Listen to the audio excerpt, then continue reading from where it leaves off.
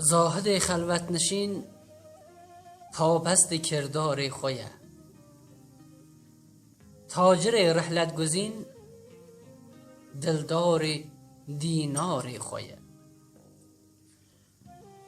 عاشق دلبر حبین دلدای دلدار خویه، دا بزانی هر کسک بی شبهه خمخوار خویه.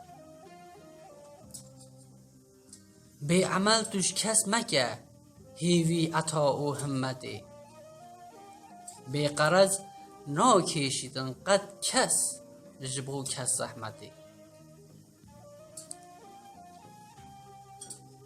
کس نهن قد هل گرد بار او بی اجرته، گرچه ای ثابت اوی فکر کرو بار خویه.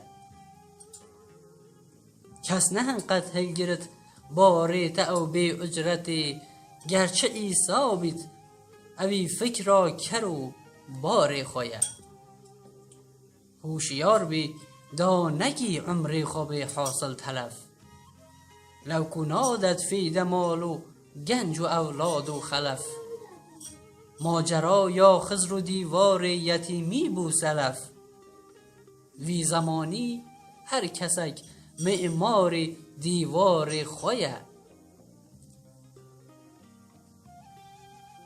جا نظر که تو به پیلاکو و واقع بیت سواش، گر نبیتن التفات و موچه و دبر و معاش.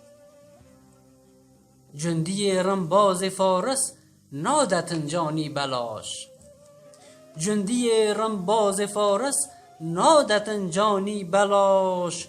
ساعتا سربازی هیویج سردار خویه، خانیا زایع نگی عمر خو ای نادان عبس. بی طلب نابی جوسلی بهرمند ای بلهوس.